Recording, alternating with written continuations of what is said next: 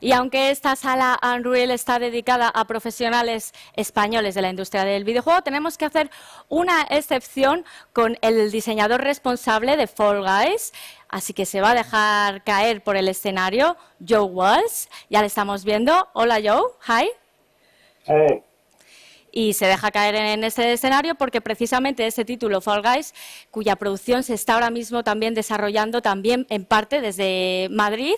Joe nos va a hablar del prototipado y por qué es tan importante a la hora de ahorrarnos recursos, así que no le vamos a hacer esperar más porque está a muchísimos kilómetros.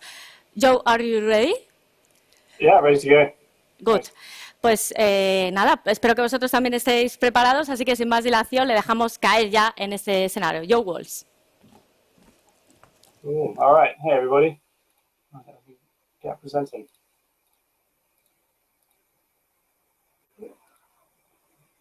All right. Hopefully everyone can see this. Cool. Just to give a bit of a background, yeah, this presentation is called How to Fall Fast, and it's basically my attempt to kind of like share some of the learnings I've had from prototyping in the games industry, and specifically on Fall Guys Ultimate Knockout, which is the product I'm working on at the moment. Yeah, so to give you a bit of background, I've been lead game designer at Mediatonic. I've been at Mediatonic for about 8 years now, and have been working on various things. I started doing QA and a little bit of sound design, and then started getting into game design through there, and have been working on lots of prototyping concepts for the past 4+ years. At Mediatonic, the way this usually works is that we will sign some sort of deal with a publisher to give us a couple of months to make a prototype to kind of lock down the funding that the rest of the project will get. So it's quite high pressure, quite high stress. There's a lot riding on the prototypes that we make. And you really have to make sure that you're on it as you're going. And I kind of wanted to just, yeah, like I said, kind of share some of the learnings. It's worth mentioning as well that not every single prototype I've worked on has been successful. I've worked on probably several that have gotten to various stages before falling over. The one on the right is something we worked on to kind of see if we could prototype really good game feel mobile combat. So the idea was that we would make this RPG that was all about auto battling and swiping and doing really, really cool gestures. And we made a really good prototype. It didn't end up getting made, but that was the first one that we made. The second one is completely different. We prototyped a spacefaring Sims game for quite a while. Spent about 3 or 4 months working on this. The idea of us was to try and see if we could make a game which could create these really interesting Sims-like stories, but we didn't want any art resource. We really just wanted to try and prototype what these systems were. That didn't end up going ahead, but again, we learned lots of lessons along the way, and those are the kinds of lessons that I learned from those are what I want to share with everyone who's watching today. To talk about Fall Guys briefly, Fall Guys was pitched to Devolver in 2018 in a tiny hotel room somewhere in San Francisco. And we kind of pitched it initially as Silly Physics Party Royale. So this is kind of combining Mario Party and Battle Royale. At the time, we really didn't want to make Battle Royale games as a studio, but we came across Takeshi's Castle, Total Wipeout, these types of things, and really felt like it needed to be made. And if we weren't going to make it, someone else was going to. So I'll show you a little bit of footage. I can kind of talk over it. There's no audio for this, but I can kind of just give you guys a bit of a run through of what the gameplay is like. So Fall Guys is 60 players all on the start line, absolute massive chaos. As you can see here, the idea is that we put you through round after round of 2 to 3 minute knockout gameplay. And we knew right from the get-go that this was going to be the game that we wanted to pitch. We knew that it was going to be small rounds, we knew that it was going to be mass multiplayer, and we knew that we wanted physics that made the characters kind of fall over and things like that. So really early prototypes were focused on proving out this fun. I'll get into exactly what we were looking for in a bit more detail. Hopefully this gives everyone a bit of a view of what the end result has been. Right now, we're about 2 months away from releasing the game, probably. We're still not quite sure what the release date is going to be, but that's our plan, is to release this summer. And it's going really well. We're doing playtests at the moment. You guys can jump on Discord and get involved. We're doing closed beta, open beta, things like that. Yeah, so summer this year is looking like we're going to be releasing Fall Guys, which is really, really exciting. But it's been a long road to get to this point. This is the earliest GIF I have on my hard drive of Fall Guys prototyping. To give you a little bit of a background, we were given about 3 months to prototype Fall Guys. And initially the team was just me and an engineer called Steve Taylor. And we were kind of set the goal of proving Fall Guys out and making something that really excited people, and also built faith within the studio to go ahead and make this game. It's worth mentioning as well that we weren't just building one prototype. The prototype I was working on was focused on gameplay, but we were also probing out network in a separate prototype. We're also doing lots of stuff around character customization in a separate prototype. And I think like that's the first thing I would say is when looking at prototype, look if you can make multiple rather than trying to cram everything into one prototype. Like the more you can split things up, the less complex things are going to be, and that's going to help you. But this was, I think, initially we had this idea about Fall Guys being able to pick up various objects that would help them in some way, and that black line I think is an arm, but we didn't animate them at this point. But we just wanted to see if we could get the feeling of physics, get Unity's physics engine up and running, and largely waste people's time by the looks of it. I can't really remember why it was worth gifting at the time, but anyway. So I think the first thing to do is kind of establish what prototyping is and what it means and what it even is we're trying to do here. I just read this really, really good book by, it's actually a surgeon called Atul Gawande called The Checklist Manifesto.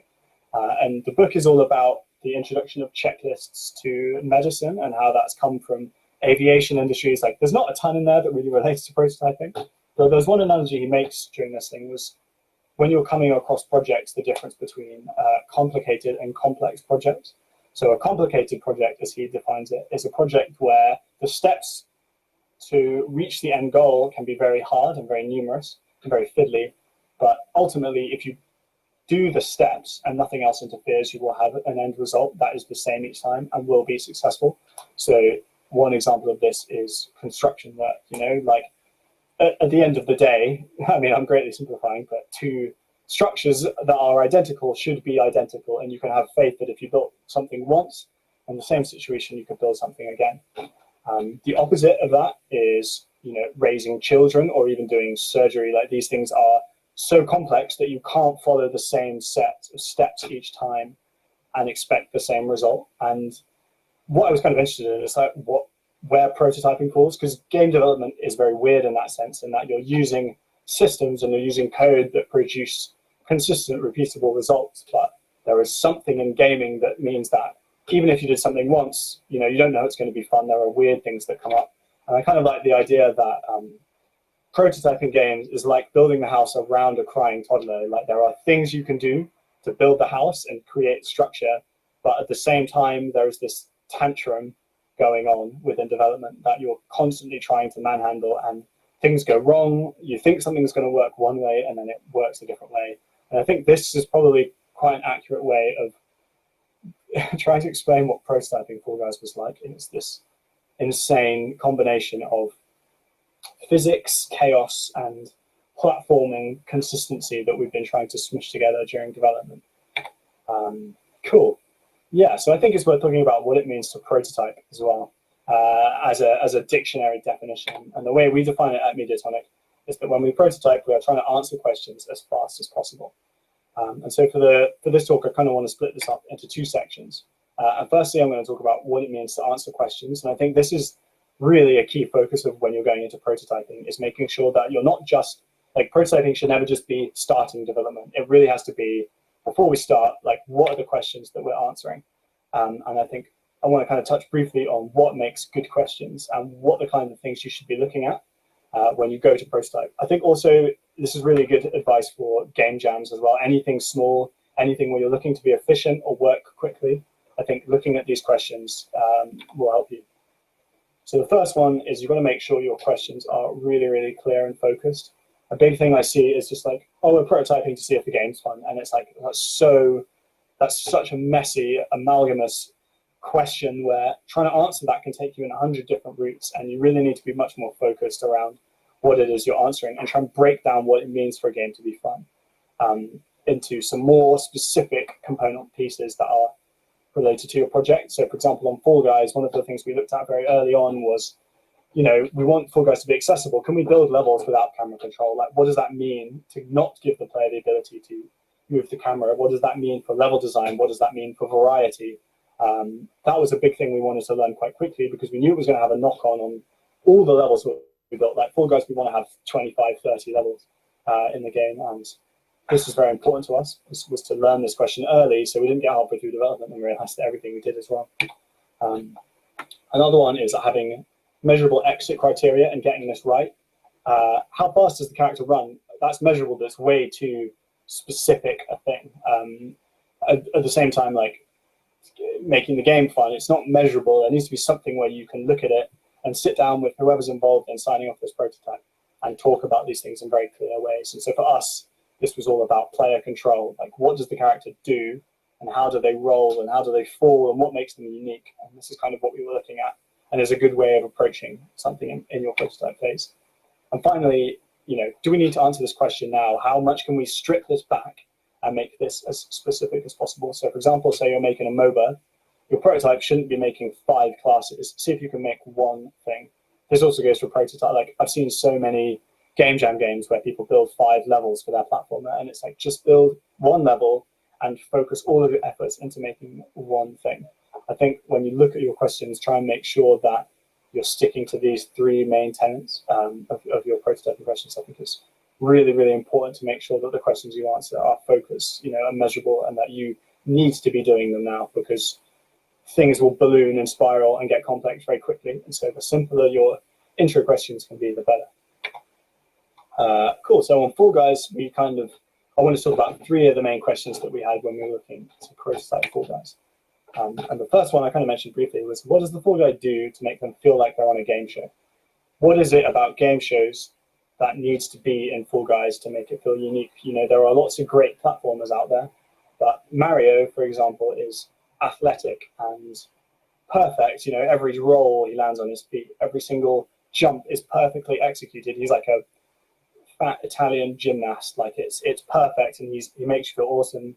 But that's not the experience you get when you watch a game show. People are useless. People trip and fall over and get things wrong. And we wanted to identify during our prototyping period what it was that made Fall Guys unique, and what it was that even if we took the costumes off, even if we gave you a pill, the character, you didn't know what game you're playing, you could see what the character did and be like, oh, I'm playing Fall Guys. That was really, really important to us, is that very early on, we could show Devolver, we could show our studio, we could show, testers what it was that Fall Guys was bringing to the table to make it feel unique.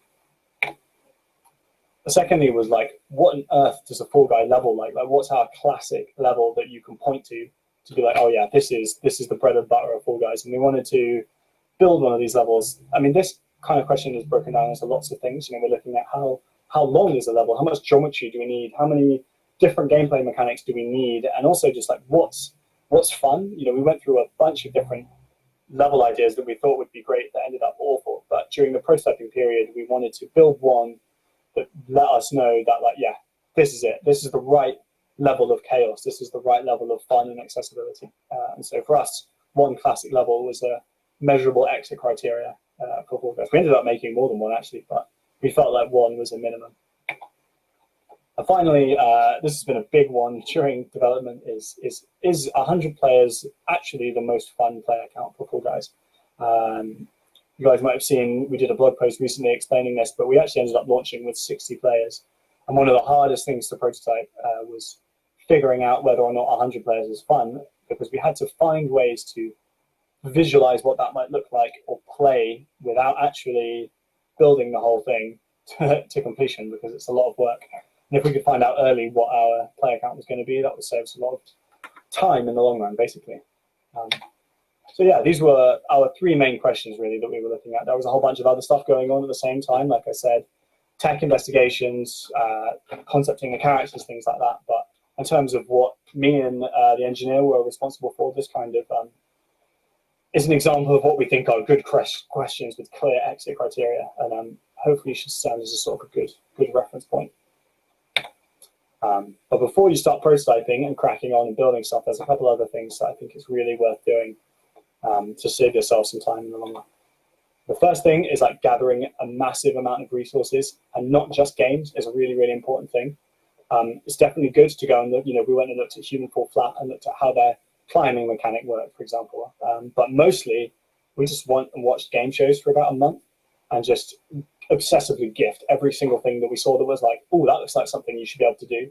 And this let us build a really clear vocabulary that got the art team, the design team, everybody on board with what the kinds of things we were going to be doing.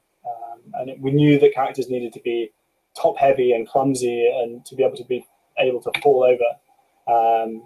And this was kind of like one of those gifts was that we looked at was this top heavy loss of balance of a Fall Guy. And we looked at these gifts and we assembled probably a dozen of these different things. And we're like, yeah, this could be the thing that we need to prototype first is off-balance gameplay. How does a Fall Guy get hit? How do they fall over? And so this was some of the early prototypes that we did, was taking our upright character and finding ways to get them to fall over. So mostly the way we were doing this was looking at things like impact force. So we kind of deduced that the harder you get hit, the more off-balance you should become. And that moment where you get hit and you bounce and you roll and you trip should be key to Fall Guys gameplay. We tried out quite a lot of different things here. We kind of talked about balance meters, like if you sprint head first in one direction, will your character eventually fall over? We kind of played around for a while with quite how unstable we wanted the character to be. And we learned quite quickly that we didn't want this game to be a constant fight to keep your character upright. And because we're going to be asking you to do very hard things in a very high stress environment, we actually ended up leaning much more towards what you can see in these gifts, which are tripping and rolling and falling and big funny slapstick impacts that make you laugh, rather than the more fiddly like crop style gameplay that was kind of on the table early on.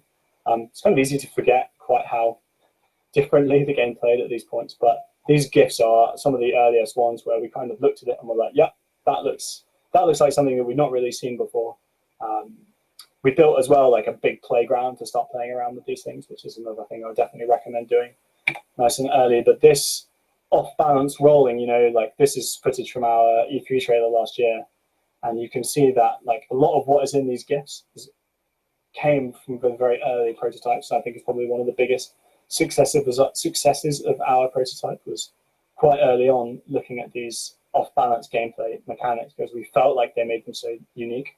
And because we'd set these questions up early on, we knew that this was what we really wanted to focus on. And we spent like weeks and weeks and weeks trying different things out and throwing things away.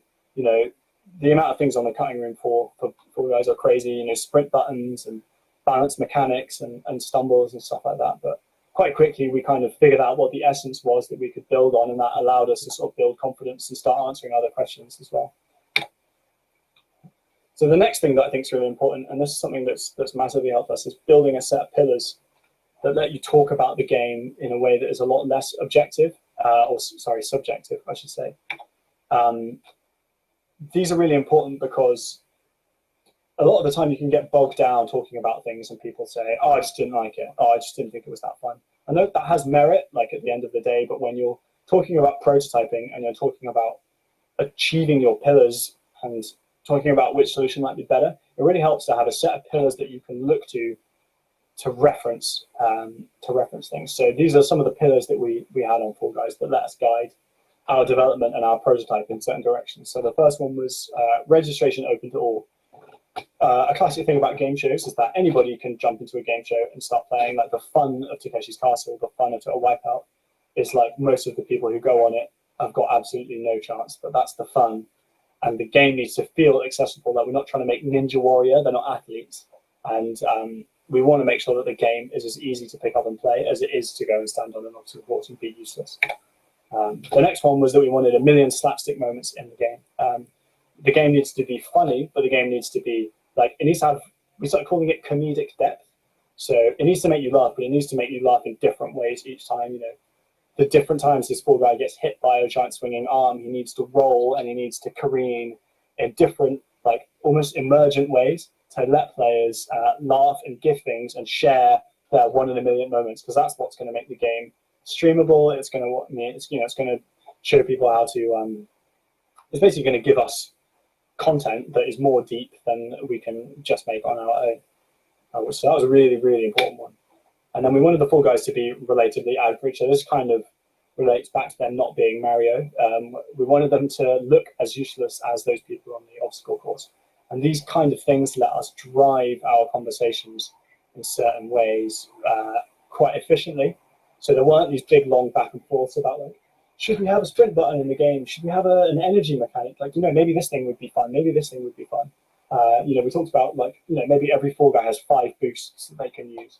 But it's very easy to shut those conversations down because you come back to the pillars and we're like, if we want registration to be open to all, do we want a really, really gamey mechanic that's all about boost buttons, and timing these things? Not really. Do we want the game to have this insanely high skill ceiling like a racing game does? Like, no, not really, because we want the characters to be average.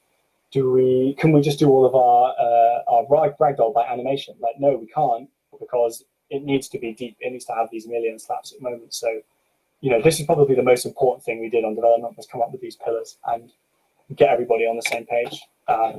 So, for example, this is something that we prototyped really, really early on. If you play Gang Beasts, or if you play Human Fall Flat, you can control your arms individually. And those games are a little bit more sandboxy, and it means you can do lots of funny things. You can carry multiple things at once. And this is initially how Fall Guys played. You had 2 arms, and you control the left arm with the left trigger and the right arm with the right trigger. And you can see here I'm kind of like grabbing these things, chucking stuff around, and then I think the next part of the skiff, I jump on the monkey bars and or the rope swings, and you can swing like Tarzan and do all these amazing things. But the problem is that when the character faces the screen, you have to hold the right trigger in order to use your right hand, but that's on the left hand. So I'm explaining this badly, but you can kind of see in this image.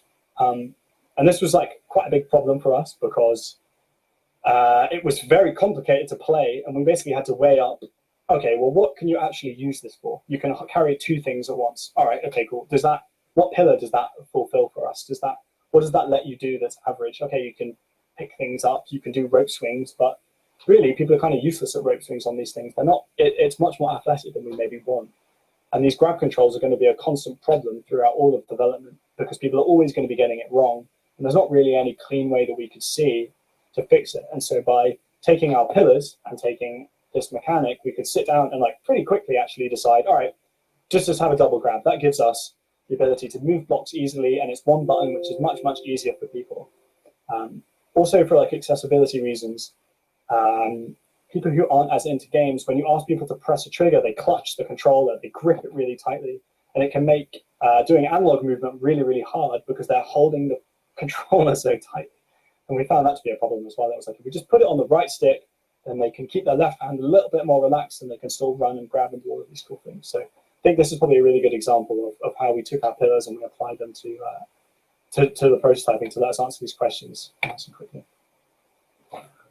So yeah, next step is to get everybody on board with these pillars and these questions, because if you don't do this, prototyping is going to become a nightmare, like if people aren't pointing in the same direction.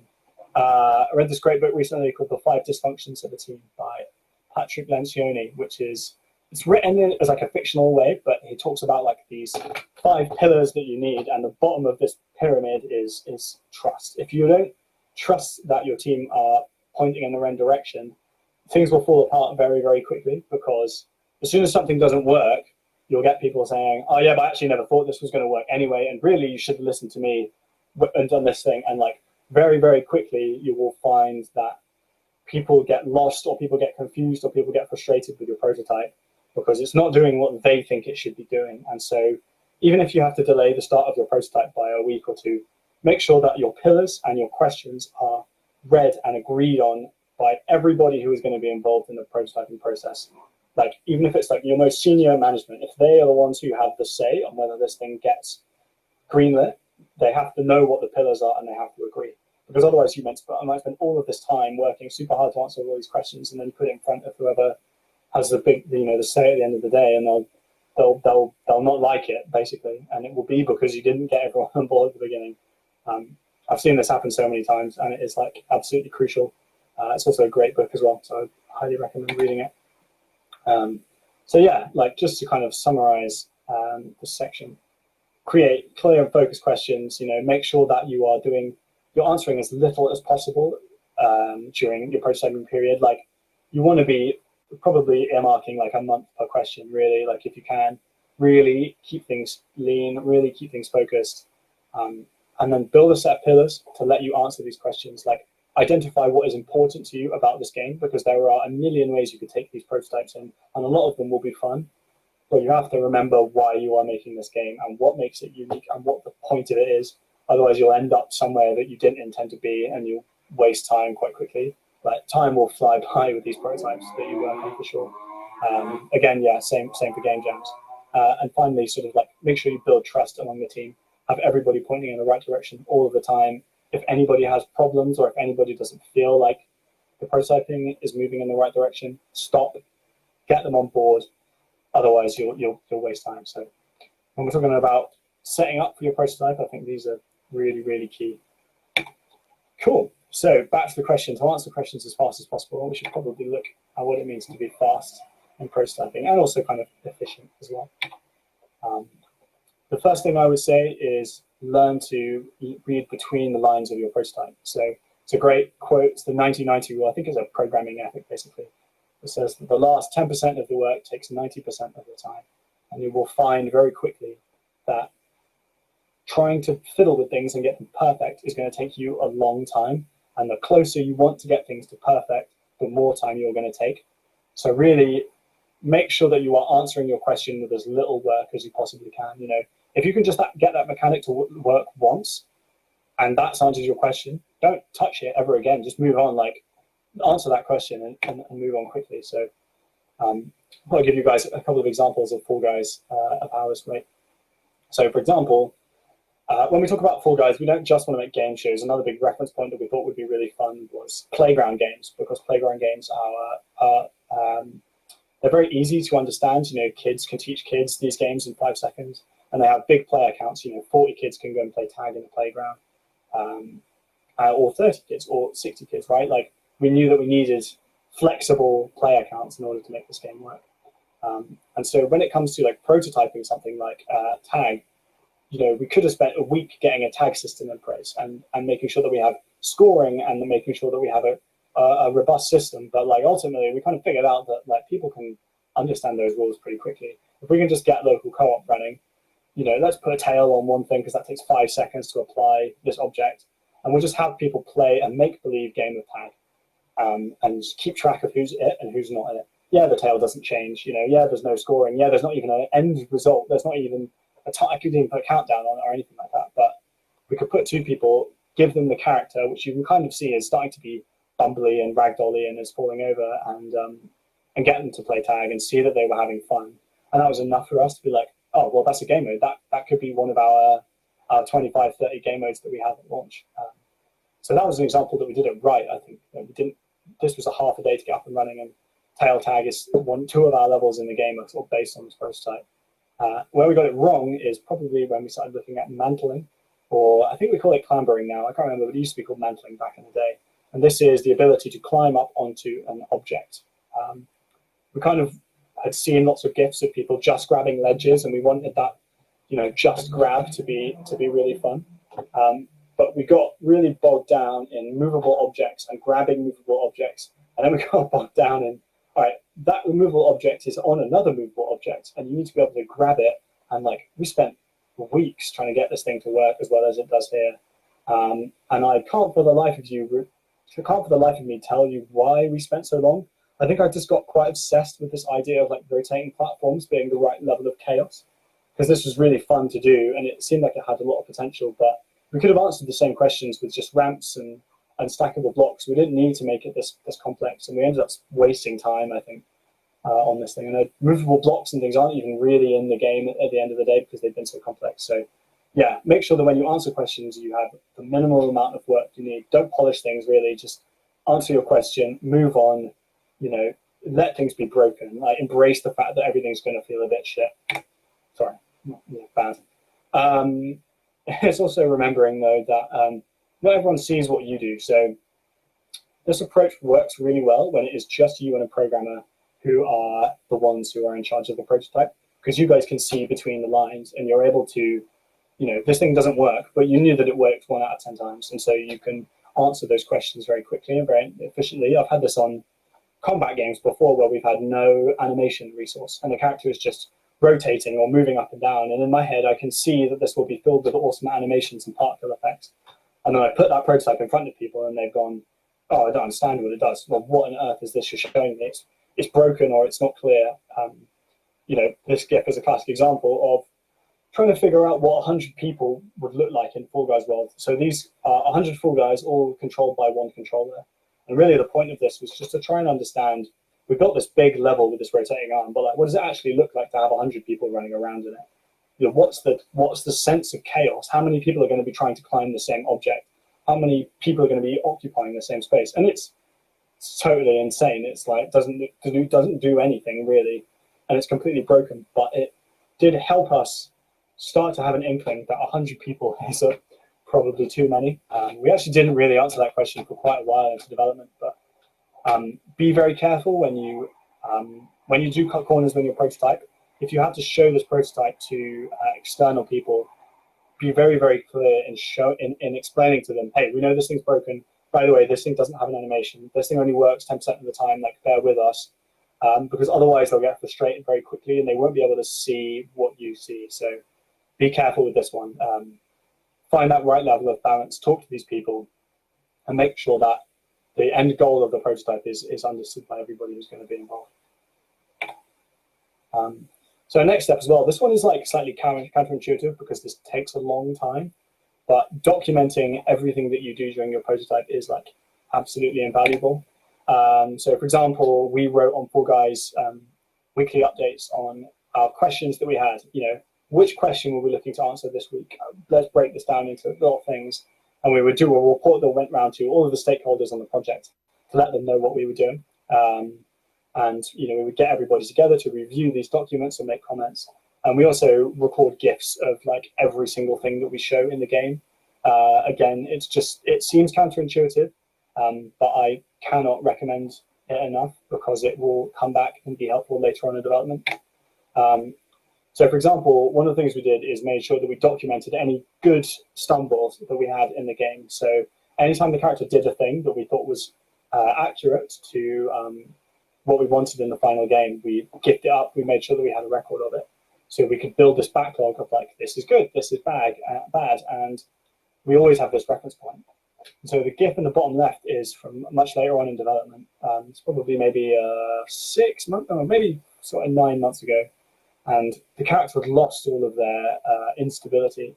And we were able to kind of have a conversation about this and go and look at old GIFs that we had and say oh God, yeah, I totally forgot the character used to do this when you jumped into people. They used to fall over and ragdoll and wave their arms and do all these funny things. And because we built this backlog of GIFs and this backlog of documentation, we were able to go back and show the engineers who weren't on the project then what it was that the game was missing. That's another huge benefit of doing all of these documentations, is that people will join the project late and you want to make sure that they understand what the roots of the project were. So yeah, again, can't recommend enough.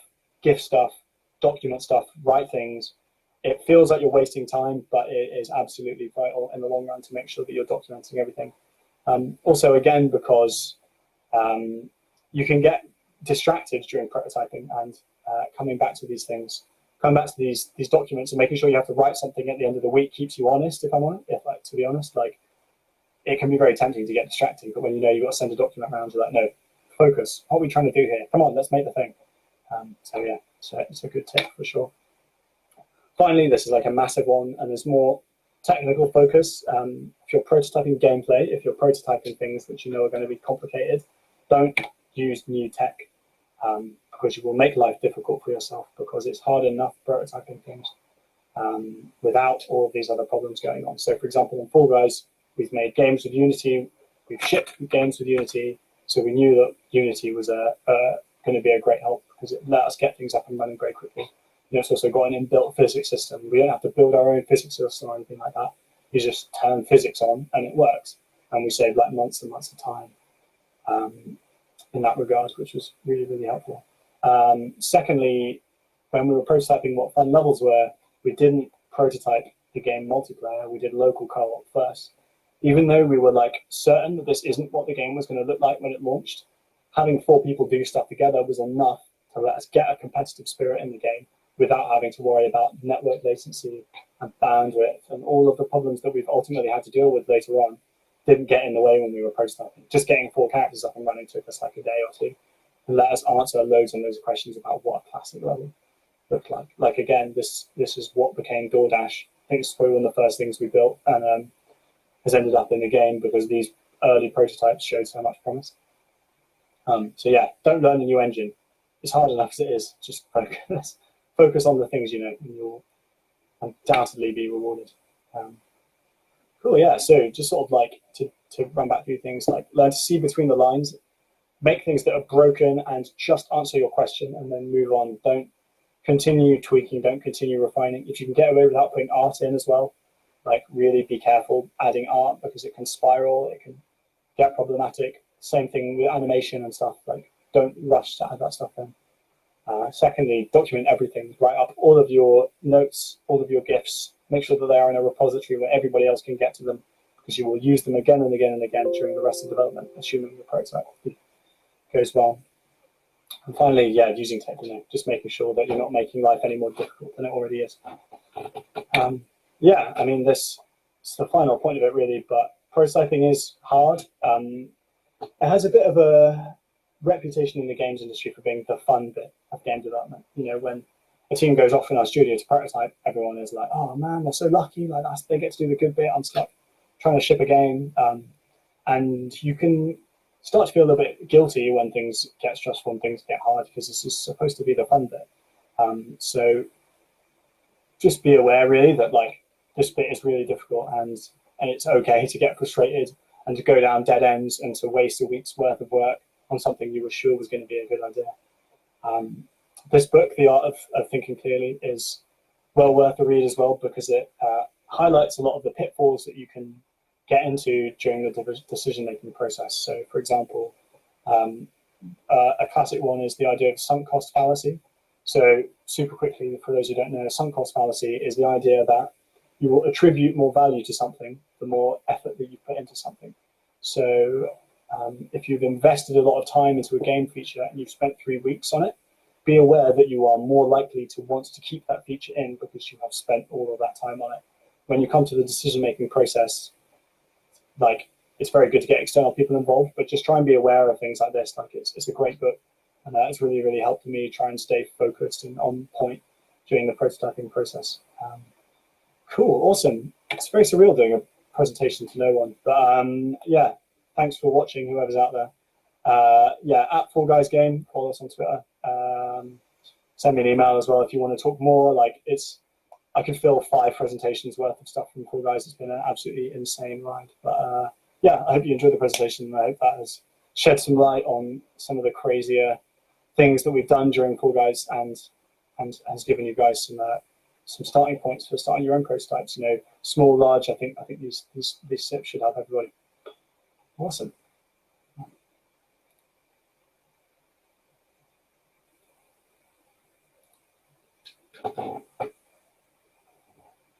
Cool, so I think there's going to be a Q&A or something like that. I'm going to get some questions and I'll do my best to answer them.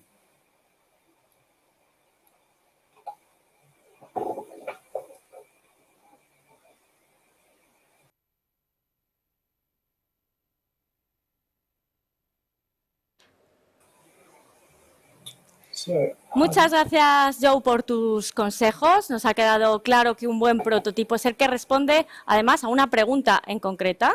Y ahora los que preguntáis sois vosotros, los asistentes a esta charla.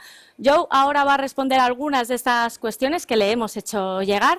Así que adelante, Joe, wherever you want. Joe? Awesome, great, cool. So the first question is, thank you. How do you become a professional prototype developer? Are you more focused on design or programming? How do you get a position like this in the industry? So I cannot prototype for the life of me. I am purely a designer, so I'm very lucky to work with a lot of talented developers. Really, I think like the best thing to do is if you want to get into design of prototyping, is to basically get into the habit of making prototypes very quickly and having a demo reel. If you're going to go for jobs within the industry, like, it's quite rare for you to see specific prototype jobs. Like at Mediatonic, we share the responsibility. I just happen to have been on quite a lot of prototyping projects, but making sure that you have a great portfolio of small prototypes where you can demo different things that you've done and you can talk through the decision-making process you've been to. I think that's one of the hardest things.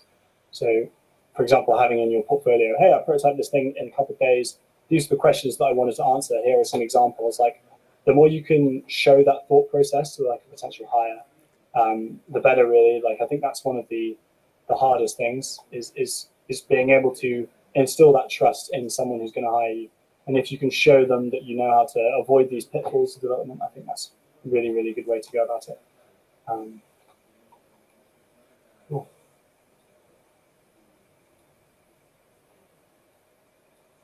Cool. All right.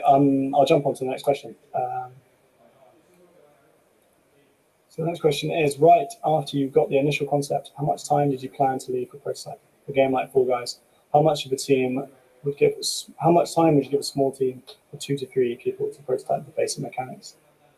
Yeah, so I think it's always longer than you need. You always want more time than you can have, really. But I think 3 months generally is, if you can get 3 months, that's a really, really solid amount of time for you to set up the basic code. Like, it's going to take a while just to get that framework up and running.